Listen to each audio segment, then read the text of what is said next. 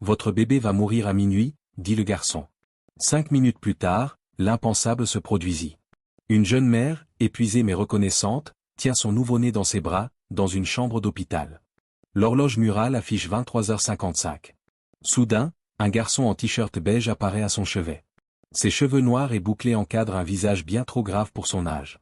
Votre bébé va mourir à minuit, murmure-t-il. La mère est glacée. Elle regarde l'horloge. Il ne reste que 5 minutes. La sécurité se précipite, mais le garçon a disparu. 4 minutes. 3 minutes. Le moniteur cardiaque du bébé se met à biper irrégulièrement. 2 minutes. La mère crie à l'aide. 1 minute, et l'impensable se produit. Mais ce n'est pas ce à quoi on s'attendait. Avant de commencer, dites-nous dans les commentaires quelle heure il est et d'où vous nous regardez. C'est parti. Les néons bourdonnaient doucement dans la maternité de l'hôpital Sainte-Catherine. Dans la chambre 347, Sarah Mitchell, une jeune femme d'une vingtaine d'années, était allongée sur son lit d'hôpital, vêtue d'une blouse bleu clair. Un bracelet en plastique entourait son poignet gauche. Dans ses bras, sa fille Emma, née seulement 6 heures auparavant, était enveloppée dans une douce couverture blanche. Le mari de Sarah, David, était parti 30 minutes plus tôt chercher sa mère. L'horloge murale affichait 23h55. C'est alors qu'elle remarqua le garçon. Il se tenait à l'entrée, partiellement caché par le rideau bleu. Environ 10 à 12 ans, les cheveux noirs et bouclés, ébouriffé et indiscipliné. Il portait un t-shirt beige trop grand pour sa silhouette frêle, qui paraissait sale. Ses pieds étaient nus et sales. « Excusez-moi, je crois que vous vous êtes trompé de chambre, » dit Sarah. Le garçon ne bougea pas. Ses yeux sombres, d'une maturité incroyable pour son âge, étaient fixés sur le bébé. Lorsqu'il parla, sa voix n'était qu'un murmure. « Votre bébé va mourir à minuit. » Le cœur de Sarah se serra. « Qu'est-ce que vous venez de dire ? Votre bébé va mourir à minuit. Dans 5 minutes. Je suis désolé. » Sarah appuya frénétiquement sur le bouton d'appel. « Sortez. Sortez de ma chambre. » L'infirmière Jennifer fit irruption dans la pièce. « Madame Mitchell, que se passe-t-il » Elle s'arrêta en voyant le garçon. « Qui êtes-vous ? Comment êtes-vous entré ici ? Il dit que mon bébé va mourir à minuit. » Hurla Sarah. « Sécurité, chambre 347. » Cria Jennifer dans le couloir. Le garçon la regarda avec les mêmes yeux tristes. « Tu ne peux rien y faire. C'est déjà écrit. Il reste 4 minutes. » 2 agents de sécurité arrivèrent. Le premier, Marcus Thompson, tendit la main vers l'épaule du garçon, mais avant qu'il ne puisse le toucher, celui-ci recula, et disparut dans l'ombre près du rideau bleu. « Où est-il passé » s'exclama Jennifer, haletante. L'agent parlait déjà dans sa radio. Code jaune. Mineur non identifié, environ 12 ans.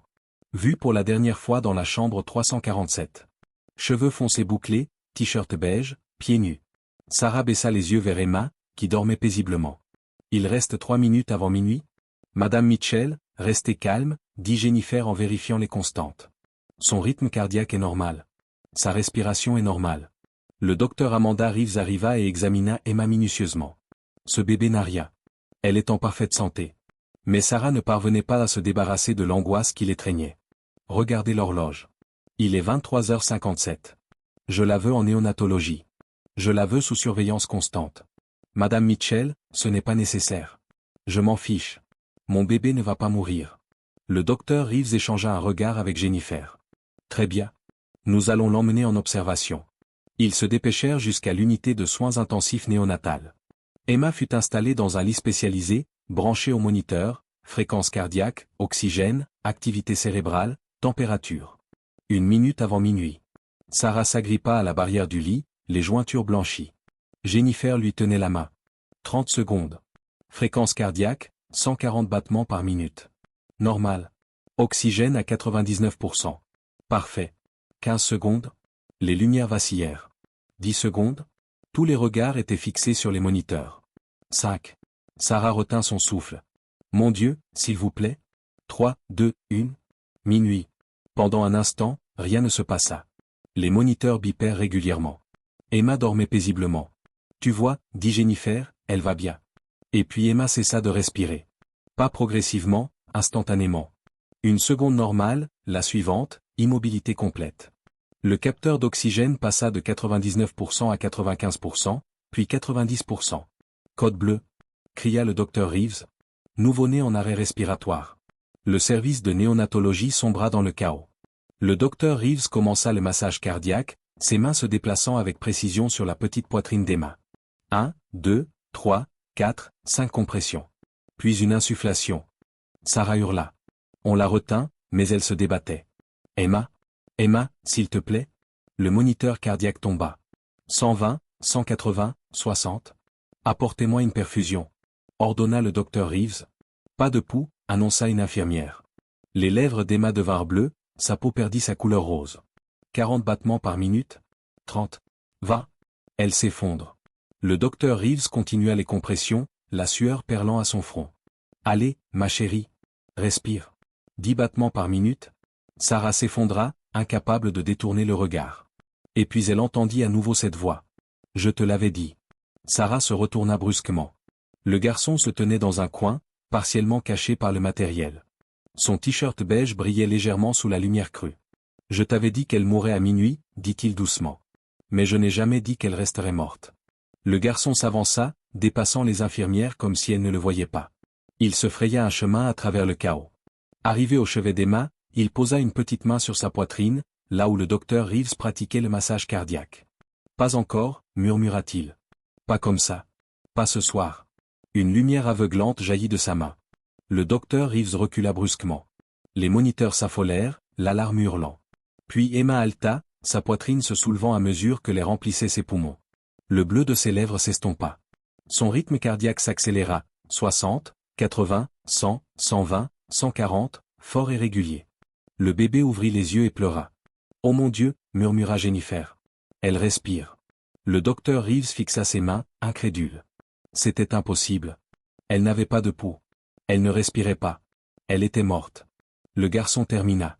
Emma était restée morte pendant 1 minute et 17 secondes, mais certaines choses doivent se dérouler exactement comme prévu. Sarah s'avança. « Qui êtes-vous? Qu'avez-vous fait ?» Le garçon la regarda de ses yeux anciens. « Je m'appelle Marcus. Votre bébé était censé mourir à minuit. C'était déjà décidé.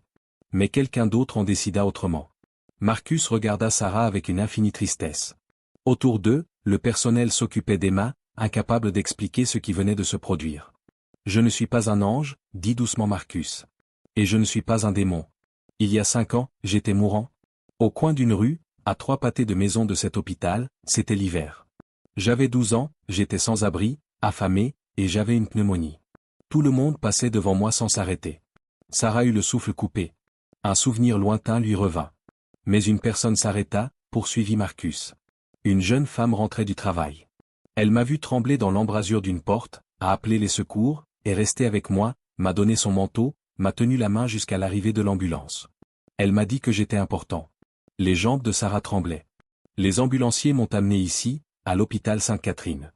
Je suis mort aux urgences à 23h47, mais la bonté de cette femme m'accompagnera dans l'au-delà. Oh mon Dieu, murmura Sarah.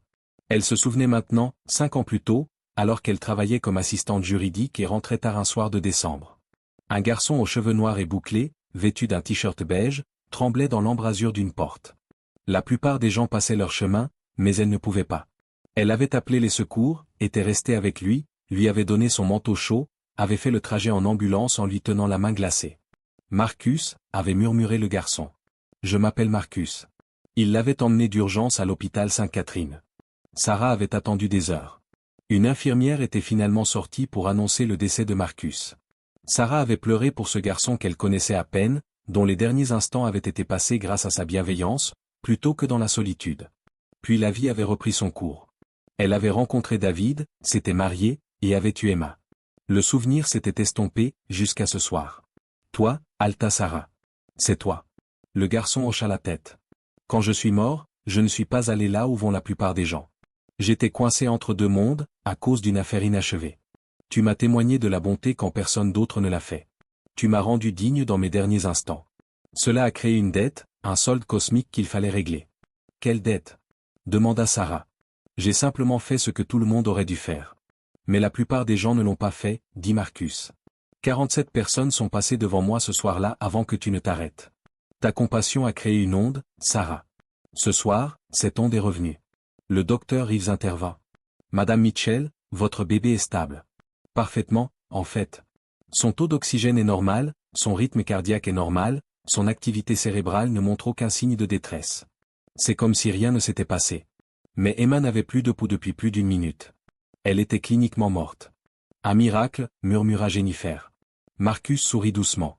Hélas, pas un miracle, un équilibre. Sarah, ta fille était condamnée à mourir ce soir. C'était écrit avant même sa naissance. Mais grâce à ce que tu as fait pour moi, j'ai pu intervenir. Je ne pouvais pas empêcher sa mort, c'était inévitable.